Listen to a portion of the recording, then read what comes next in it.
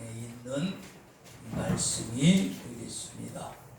여러분 가지신 신약 성경 누가복음 14장 12절서부터 14절까지 우리 함께 보도록 하겠습니다.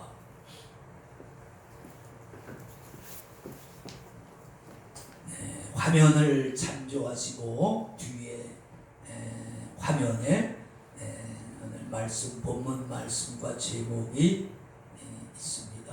꼭 성경 찬송 가지시고 예배에 참여하는 그런 분이 되시기를 축원합니다. 우리 다 같이 14장 12절을 함께 14절까지 읽습니다.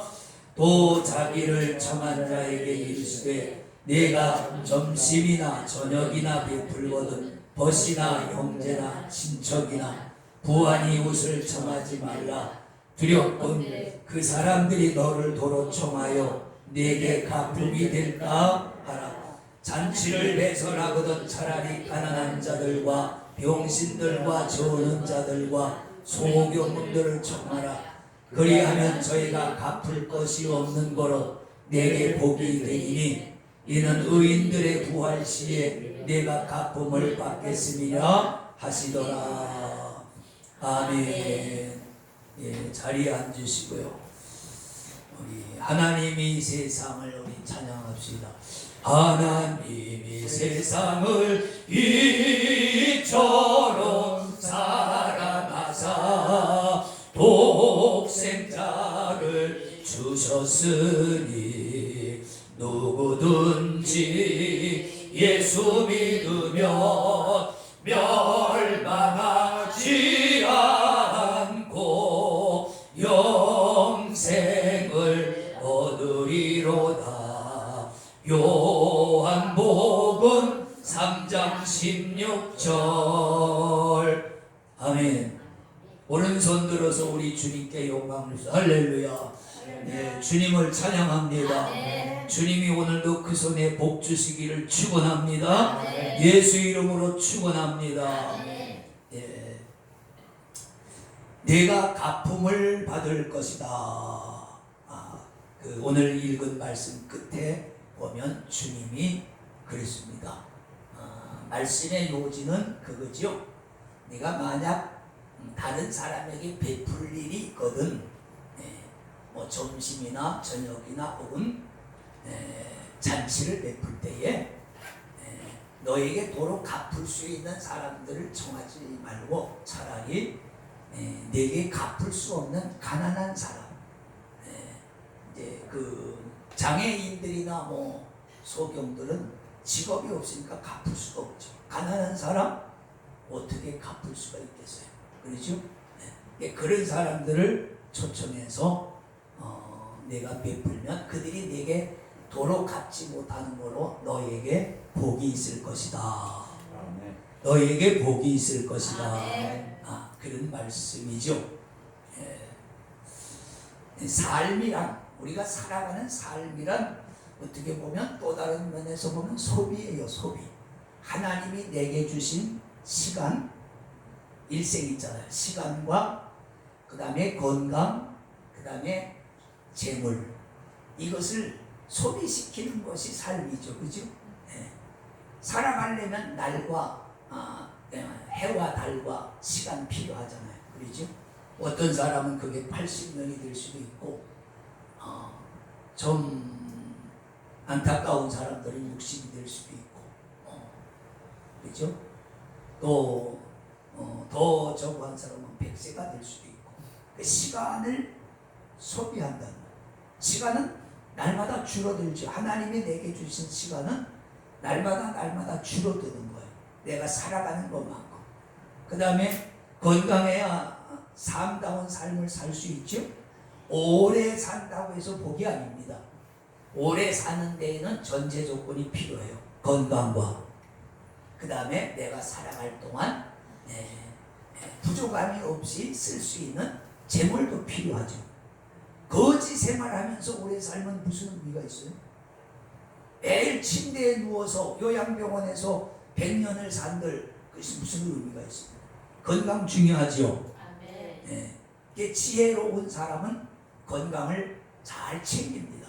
하나님이 내게 건강을 주셨으니 이걸 지혜롭게 잘 관리를 해야 돼요. 특별히 중년 이후에는 삶의 질이 자기가 어떻게 관리하느냐에 따라서 확 달라집니다.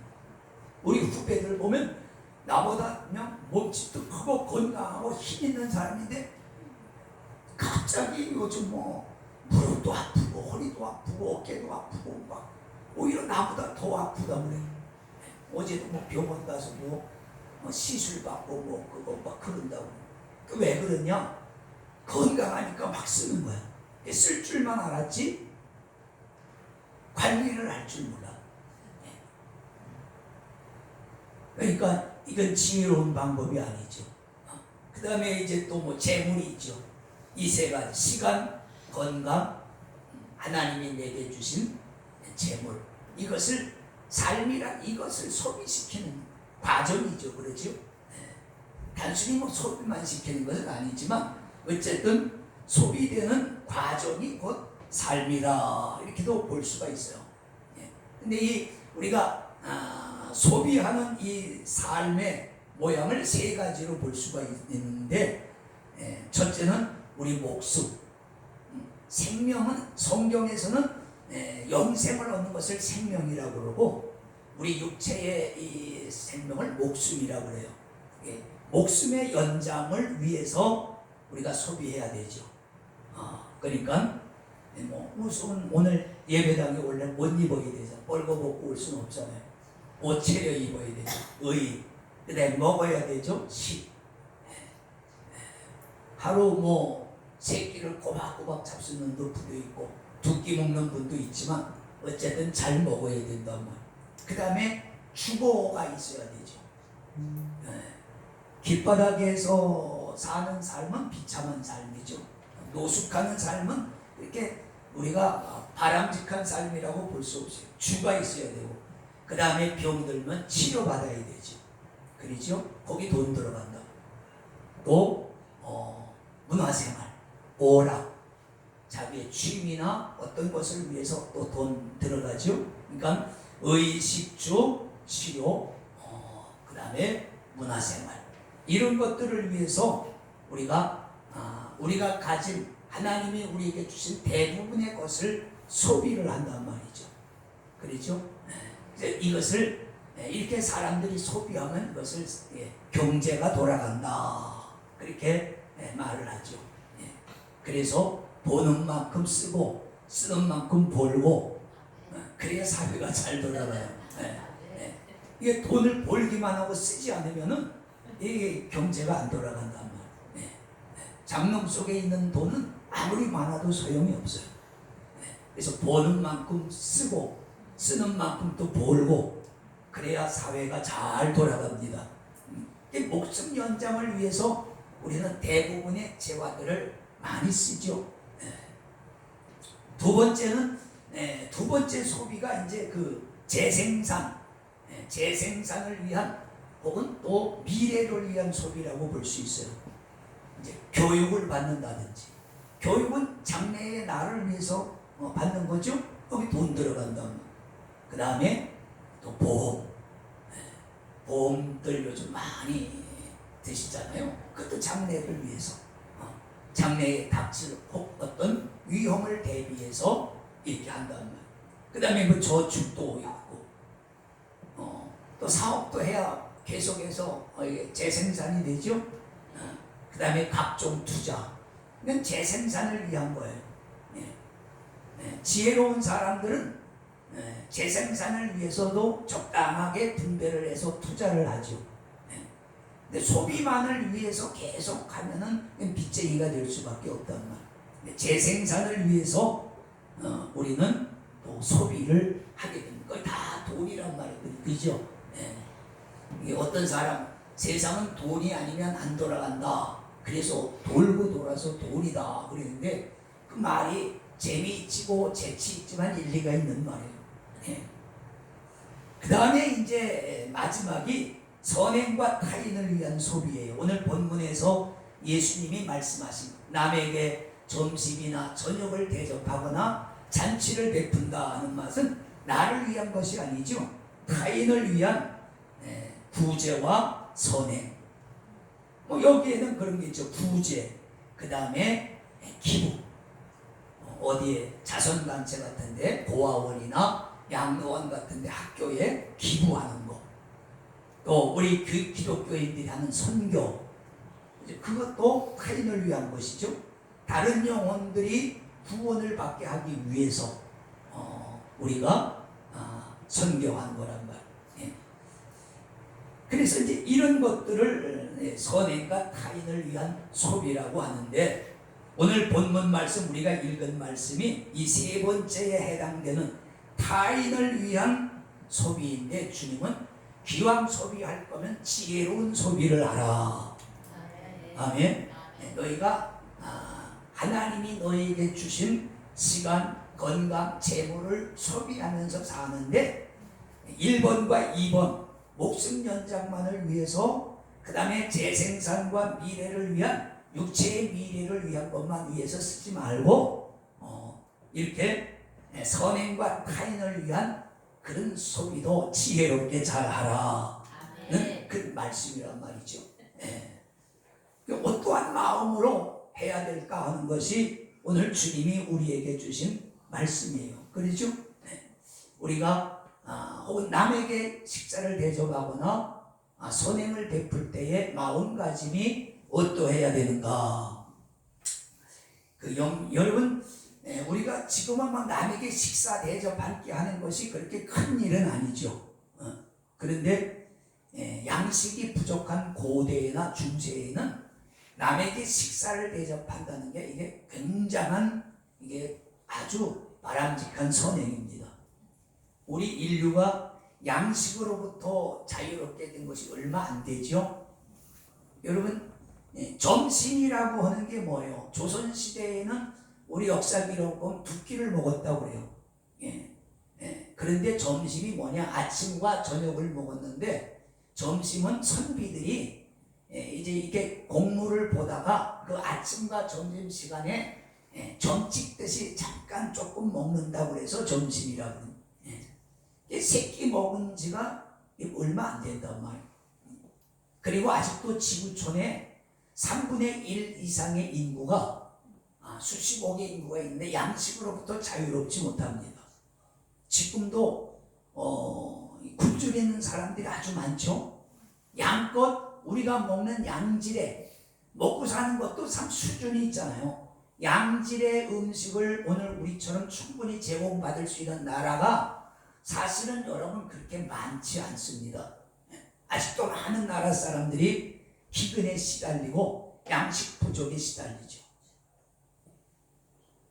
만약 우리나라 같은 경우도 만약 어떤 국제 정세의 변화가 급속히 일어나서 저기 외국에서 오는 무역 항로인 말라카 해협, 대만 해협이 봉쇄된다고 하면 우리도 양식과 석유의 기가를 꺾어서 나라가 큰 혼란에 빠질 수가 있는 거죠. 그래서 우리가 힘이 있어야 되는 거예요.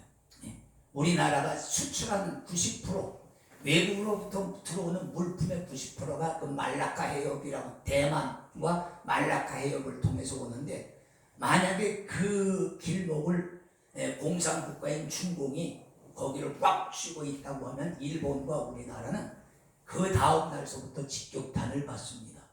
그래서 중국이 대만을 점령하는 것을 우리가 경계하고 우리가 관심 주의 깊게 바라봐야 되는 것이 그런 이유가 있단 말이에요.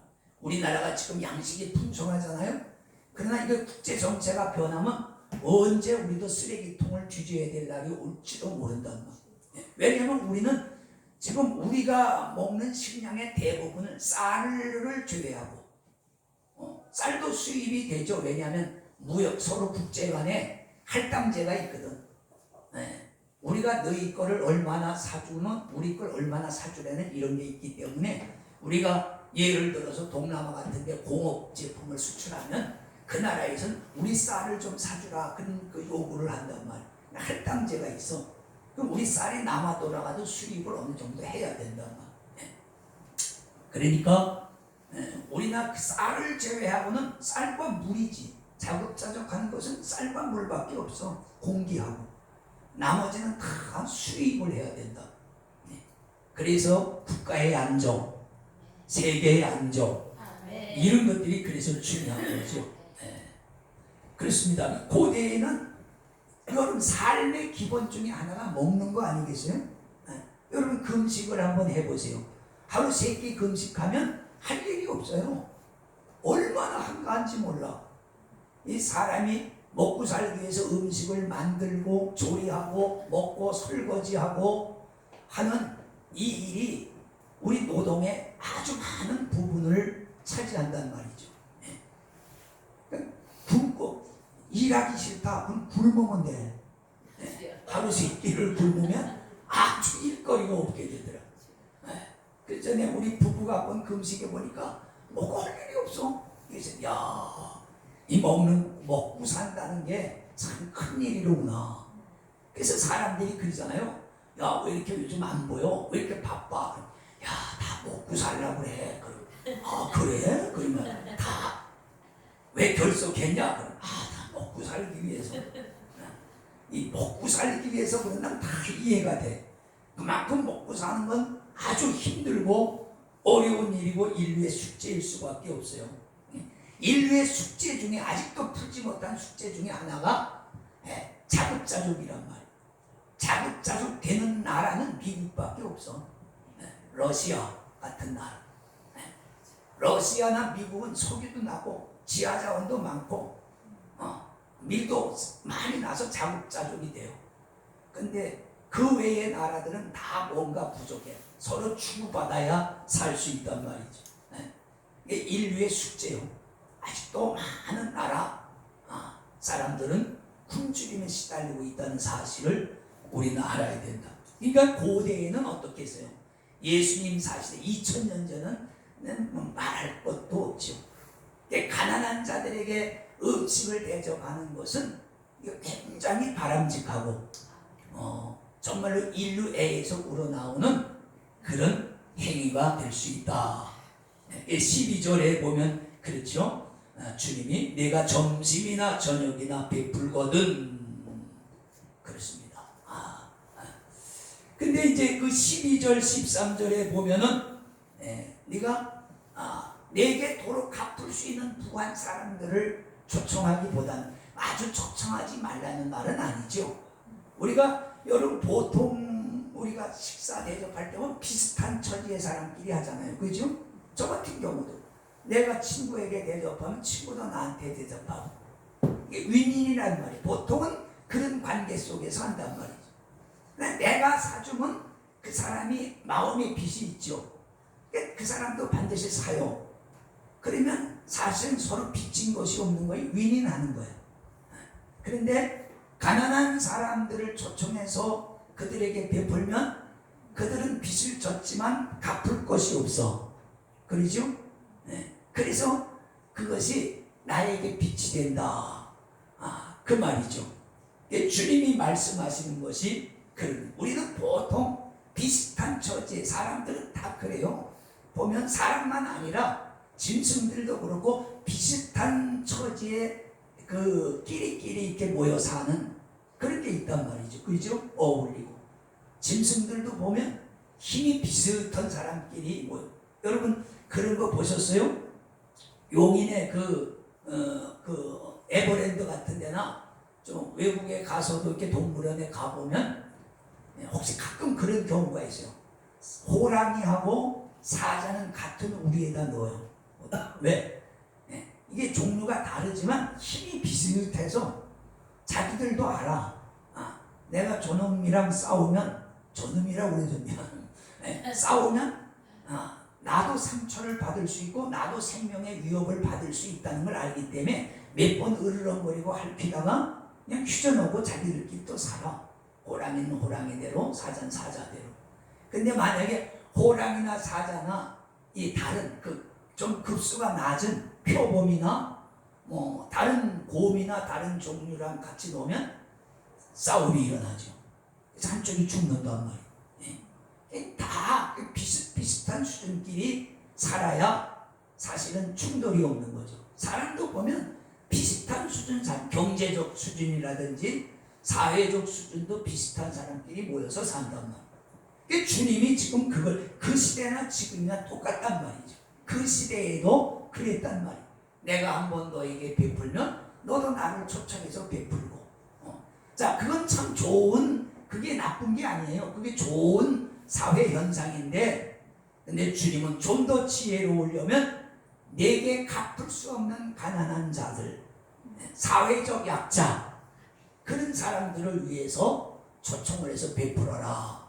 그러면 그들이 내게 갚을 것이 없는 거로 내게 복이 될 뿐만 아니라 그렇게 함으로써 사회의 약자들도 그 사회에서 적응하며 살 수 있는 기회가 주어진다 라는 거죠. 여러분, 있는 사람들끼리만 모여서 모른 채하고 살면 사회의 많은 약자들은 어떻게 살겠어요? 그렇죠?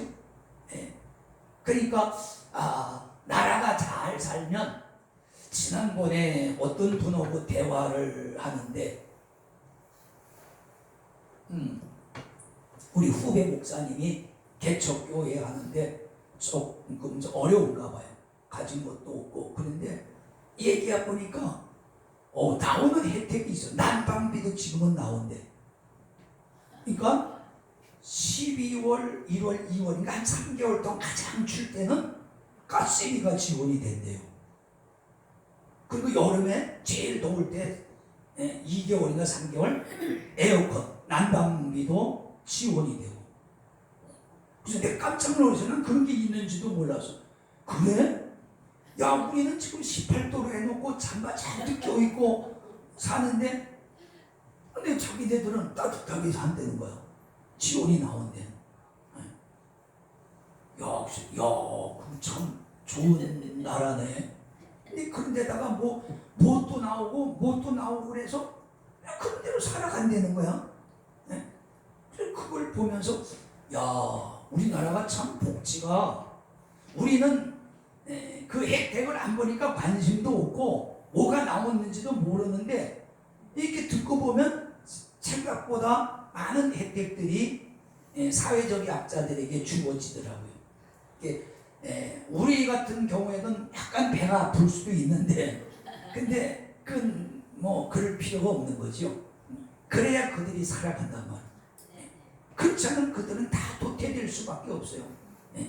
사람이 왜 사람이에요? 더불어서 같이 살아가기 때문에 사람이죠. 그렇죠? 짐승의 세계에도 그런 게 가끔 있지만, 이리 때들은 약자를 위해서 사냥한 것도 나누어주고 그런다고 그래요. 그런데 사자나 이런 맹수를 보면 대부분 그렇지 않아요?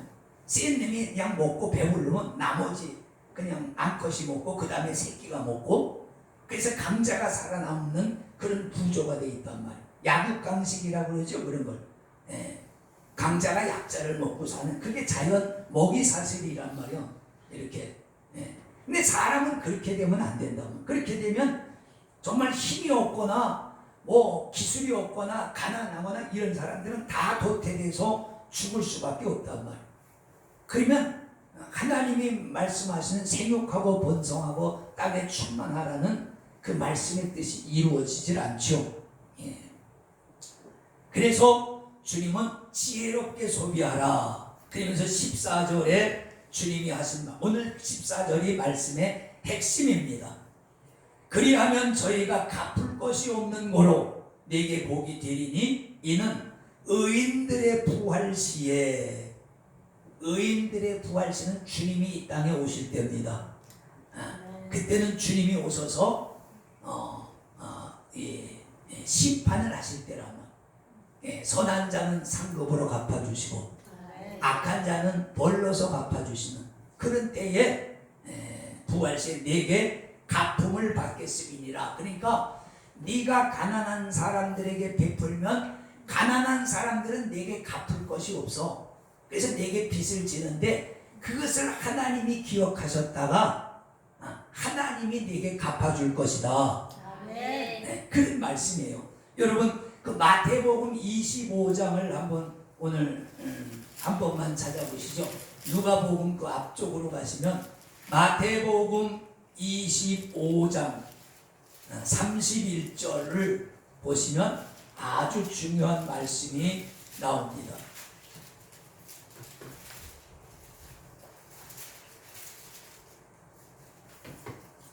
마태복음 25장에는 그 세 가지 비유가 나오는 마지막 때에 하나님이 어떻게 사람들을 심판하시고 구별하신 것인가를 세 가지로 나타내요. 마태복음 25장이 굉장히 중요합니다.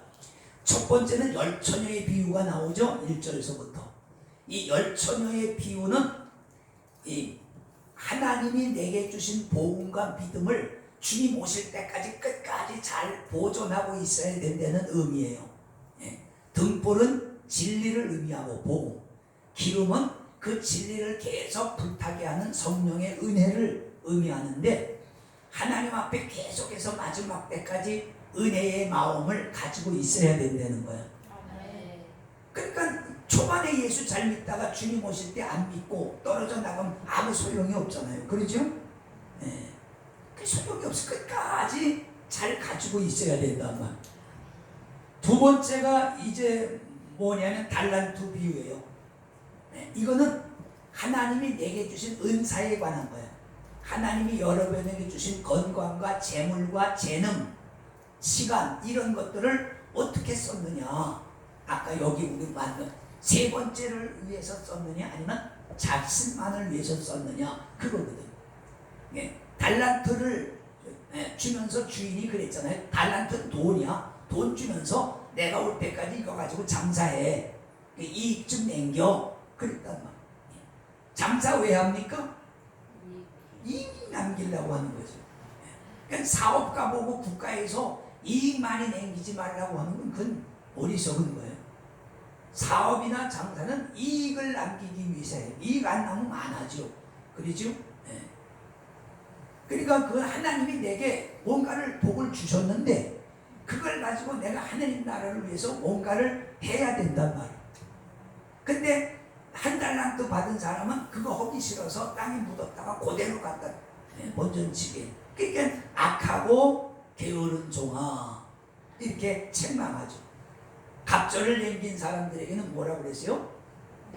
착하고 충성된 종아. 뭐가 착한 거예요? 하나님이 내게 주신 것을 지혜롭게 잘 쓰는 것이 착한 거예요. 자기만 그냥 난 착해, 나는 공주야 이렇게 그러면서 산다고 그게 되는 게 아니고 하나님이 내게 주셨으니까 그걸 가지고 위해서 뭔가를 해야 된단 말이에요. 뭔가를 하라고 준 거지. 장사하라고 그랬잖아. 뭔가 하면 장사하라고 준 거지. 묻어두라고 묻어둘 것 같으면 주인이 묻어두지. 주인이 은행에 갖다 놓으면 되지. 뭘 사람한테 시켜서 땅에 묻으라고 그래. 내가 묻으면 되지. 그 다음에 세 번째 비유가 뭐예요? 양과 염소의 비유예요. 그 31절 보세요. 인자가 자기 영광으로 모든 천사와 함께 올 때에, 주님의 재림 때죠. 영광의 보좌에 앉으리니 심판하기 위해서 모든 민족을 그랬잖아요. 여기는 누구도 예외가 없어요. 모든 민족을 그 앞에 모으고 각각 분별하기를 목자가 양과 염소를 분별하는 것 같이 하여 양은 오른편에 염소는 왼편에 두리라. 양과 염소는 비슷하지만 다르죠. 그렇죠? 양은 오른편에, 오른편은 옳은 거야, 옳은 거. 성경에 보면 그래서 주님은 항상 오른편에 계셔. 오른편이 뭐야? 옳은 거야. 갈 때도 오른편으로 가라고 그래요. 그죠? 우측통에. 근데 그거 지금도 안 지켜질 때는 산책길 가면 자꾸 내 쪽으로 와. 그럼 짜증이 나. 내가 비켜가야 되잖아. 나도 오른쪽으로 가고 그 사람도 오른쪽으로 오면 서로 비껴가니까 괜찮은데 그걸 모르는 거야. 그래서 자꾸 나 있는 쪽으로 오면 내가 가다가 비켜야 되고 잘못하면 떨어질 것 같고 이렇게 된단 말이야. 자, 이 양과 염소에 비해서, 그러니까 양은 선을 행한 사람들이에요. 자, 34절, 그때의 임금이 그 오른편에 있는 자, 오른편에 양들이라고 그랬죠. 오른편에 있는 자들에게 이르시되 내 아버지께 복을 받을 자들이요 나와 창세로부터 너희를 위하여 예비된 나라를 상속하라. 내가 줄일 때에 너희가 먹을 것을 주었고 목마를 때에 마시게 하였고 나그네 되었을 때에 영접하였고 벗었을 때에 옷을 입혔고 병들었을 때에 돌아보았고 옥에 갇혔을 때에 와서 보았느니라. 자, 그 다음이 중요해. 37절. 이에 의인들이 대답하여 가로되 주여 우리가 어느 때에 주의 줄이신 것을 보고 공개하였으며 목마르신 것을 보고 마시게 하였나이까. 어느 때에 나그네 되신 것을 보고 영접하였으며 벗으신 것을 보고 옷 입혔나이까. 어느 때에 병드신 것이나 옥에 갇히신 것을 보고 가서 배웠나이까. 임금이 대답하여 가라사대 내가 진실로 너희에게 이르노니 너희가 여기는 세상이에요. 세상 속에 내 형제 중에 사람 중에 지극히 작은 자 하나에게 한 것이 곧 내게 한 것이니라. 자, 여기 작은 자는 뭘까요? 어린이를 말할까요? 아니에요. 사회적 약자들을 말하는 거예요. 가난한 사람, 병든 사람, 그죠? 파산한 사람들, 사회에서 왕따당한 사람들. 그런 일이 없어야 되겠지만 사회는 왕따당한 사람들이 분명히 있어요. 소외된 사람들이 있단 말이에요. 관심받지 못한 사람, 국가에 관심이 미치지 못한 그런 음지에 있는 사람들이 분명히 있죠. 그러니까 여기 보면 오른편 양의인 그렇게 말하죠. 이 오른편에 이런 사람들 의인이란 말, 믿는 사람이란 말이죠. 양은 온순함의 상징이죠. 그죠? 착하고 온순함의 상징인데 그 사람들에게 너희가 나에게 먹을 것을 주었다, 입을 것을 줬다. 아니 우리가 언제 주님에게 그랬습니까? 우리 그런 적 없습니다. 그랬더니 세상에 살면서 작은 사람에게 한 것이 곧 뭐예요? 나에게 주님에게 한 것이니라. 그래서 사랑이 최고라는 거예요. 그래서 네 몸과 마음과 뜻과 정성을 다해서 하나님 아버지를 사랑하고 또 이와 같이 이웃을 사랑하라. 그랬잖아요. 그 왜 그렇게 해야 되냐? 하나님은 보이지 않잖아요. 여러분이 하나님을 어떻게 대접하겠어요? 하나님을 어떻게 공개하겠어요? 그래서 사람들이 모르는 사람들은 이 성전을 아름답게 짓거나 성전이나 성당이나 절이나 사당을 아름답게 짓고 꽃으로 막 우리도 꽃이 있네. 이번 주에 꽃이 더 많네. 누가 하나 가져와서 이 꽃바구니 이 꽃을 이렇게 장식한다고 해서 하나님을 대접하는 걸까요? 아니에요. 이건 사람 보기 좋으라고 한 거야. 하나님을 대접하고 영접하는 것은 하나님이 창조한 사람, 하나님의 형상을 가진 사람, 그 사람을 잘 사랑하는 것이 하나님을 사랑하는 것이라고. 그래서 너희가 보이는 형제도 사랑하지 못하면서 보이지 않는 하나님을 어떻게 사랑하느냐, 그렇게 말씀했단 말이죠. 자, 그러니까 주님이 말씀하신 게 오늘 그거예요. 너희가 혹시 선을 베풀 기회가 있거든 도로 너에게 도로 갚아서 없어지는 그런 일을 하지 말고 기왕이면 너에게 갚을 것이 없는 약자들에게 베풀면 마지막 때 하나님이 그 빚을 너에게 갚아주시리라. 내가 갚음을 받을 것이다 하는 말은 내가 그것을 갚아주리라. 하나님이 그것을 갚아주리라. 그 말이에요. 사람으로서는 갚지 말게 하고 하나님이 갚으시게 하라. 그것이 너에게 복된 일이다. 마태복음 6장에 보면 오늘 예배에 들어올 때 하신 제가 읽은 말씀이죠. 너희 보물을 땅에 쌓아두지 말고 하늘에 쌓아두라는 말이 바로 그런 거예요. 저축이라고 하는 것은 내가 미래에 반드시 찾는 것이죠. 그래서 은행에 돈을 갖다 주면서도 아까워하지 않는다. 왜? 필요할 때 내가 이자까지 줘서 받을 거니까. 예. 저축하는 것을 아까워하는 사람은 없어요. 그건 바보죠. 마찬가지라. 우리도 하느님 나라에 너희가 그렇게 지혜롭게 저축을 하라는 그런 말씀이죠. 그러면 너희가 하느님 나라에 가서 그것을 다 그 영광을 찾을 것이다. 그런 말씀.